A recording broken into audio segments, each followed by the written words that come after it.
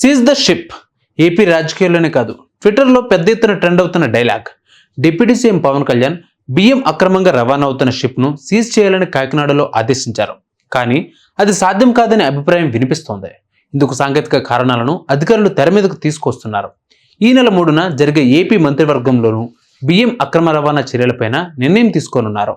దీనితో తన ఆదేశాలు అమలులో డైలమా ఏర్పడిన వేళ పవన్ ఏం చేయబోతున్నారు, నెక్స్ట్ స్టెప్ ఏంటి, ఇలాంటి ప్రశ్నలన్నీ తెరపైకి వస్తున్నాయి. ఢిల్లీ పర్యటన తర్వాత పవన్ దూకుడుగా వ్యవహరిస్తున్నారు. కాకినాడలో బియ్యం అక్రమ రవాణా గురించి ఎన్నికల ప్రచారంలోనూ పవన్ ప్రస్తావించారు. కూటమి అధికారంలోకి వచ్చిన తర్వాత జూలై నెలలోనే పౌర సరఫరాల శాఖ మంత్రి మనోహర్ కాకినాడలో అక్రమ బియ్యం రవాణా గుర్తించారు. సిఐడి విచారణకు ఆదేశిస్తామని కూడా ప్రకటించారు. కానీ ఇప్పటికీ ఆ నిర్ణయం అమలు కాలేదు. ఇక ఇప్పుడు పవన్ కాకినాడకు రావటం, బియ్యం కూడా చేస్తున్న షిప్ను పరిశీలించే ప్రయత్నం జరిగింది. తనను అడ్డుకుంటున్నారంటూ పవన్ ఆగ్రహం వ్యక్తం చేశారు. ఆ సమయంలోనే సీజ్ ద షిప్ అంటూ ఆదేశించారు. కేంద్రంతోనూ తాను మాట్లాడతానని వ్యాఖ్యానించారు.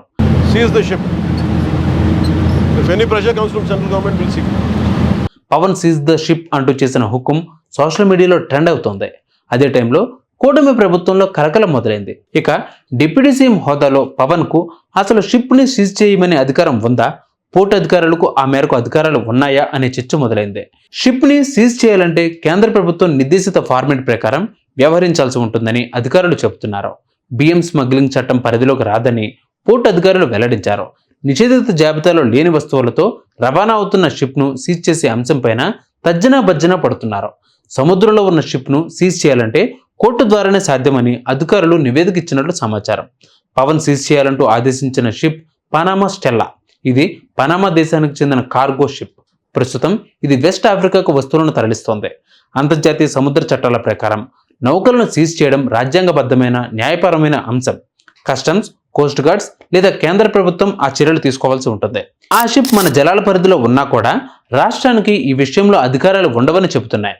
ఏదైనా ఫిర్యాదులు ఉంటే అధికారిక సంస్థలైన కోస్ట్ గార్డ్స్ లేదా కేంద్ర ప్రభుత్వానికి తెలియజేయాలని స్పష్టం చేస్తున్నారు. దీనితో పవన్ సీజ్ ద షిప్ అమలు సాధ్యం కాదని తెలుస్తోంది. దీనితో పవన్ ఇప్పుడు ఏం చేస్తారనేది ఆసక్తికరంగా మారుతోంది. ప్రధానమంత్రి నరేంద్ర మోడీ సారథ్యంలో కేంద్రంలో అధికారంలో ఉన్న ఎన్డీఏ సంకీర్ణ కూటమిలో భాగస్వామిగా ఉంటున్న జనసేన పార్టీ అధినేత ఉప ముఖ్యమంత్రి పవన్ కళ్యాణ్ ప్రస్తుతం హస్తినా పర్యటనలో ఉన్నారు. రాష్ట్ర ప్రయోజనాలకు సంబంధించిన వివిధ అంశాలపై కేంద్ర మంత్రులను కలుసుకుంటున్నారు. ఈ క్రమంలో కేంద్ర పర్యాటకం, సాంస్కృతిక వ్యవహారాల శాఖ మంత్రి గజేందర్ సింగ్ షెకావత్తో భేటీ అయ్యారు. రాష్ట్రాన్ని పర్యాటక హబ్గా తీర్చిదిద్దుతానని ఉద్దేశించిన ప్రతిపాదనలపై చర్చిస్తున్నారు. వాటికి సంబంధించిన వివరాలను అందజేశారు. సుదీర్ఘ తీర ప్రాంతం ఉన్న ఏపీలో టూరిజాన్ని అభివృద్ధి చేయడం వల్ల కలిగే ప్రయోజనాల గురించి వివరించారు. ఏపీ పర్యాటక మంత్రిత్వ శాఖ జనసేన అధీనంలోనే ఉంది. ఆ పార్టీకి చెందిన శాసనసభ్యుడు కందుల దుర్గేష్ ఈ శాఖను పర్యవేక్షిస్తున్నారు.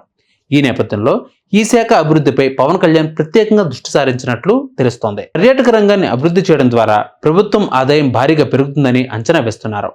కేంద్ర మంత్రితో భేటీ సందర్భంగా పవన్ విలేకరులతో మాట్లాడుతూ ఏపీని టూరిజం హబ్గా తీర్చిదిద్దామని ఈ నేపథ్యంలో పేర్కొన్నారు. అదేవిధంగా కాకినాడ పోర్టుకు సంబంధించిన విషయాలను కూడా వెల్లడించారు. దీనికి అవసరమైన సహాయక చర్యలను అందించాలని కేంద్రాన్ని కోరినట్లు చెప్పారు. రాష్ట్రంలో ఈ రంగానికి చెందిన పలు కీలక ప్రాజెక్టులను అమలు చేయాలని ప్రతిపాదించినట్లు పేర్కొన్నారు.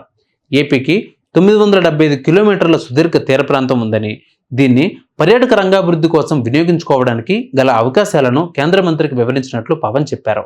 దీనివల్ల ప్రపంచవ్యాప్తంగా పర్యాటకులకు ఆకర్షించుకోవడంతో పాటు తీర ప్రాంతాలను మరింత అభివృద్ధి చేయవచ్చని అన్నారు. కడప జిల్లాలో గల గండికోట వంటి వారసత్వ ప్రాంతాలను అభివృద్ధి చేయాల్సిన అవసరం గురించి కేంద్రం దృష్టికి తీసుకువెళ్లాలని పేర్కొన్నారు. Subscribe to 108 TV. Please subscribe to 108 TV channel. Please subscribe to 108 channel. Please subscribe to 108 channel. 108 TV ki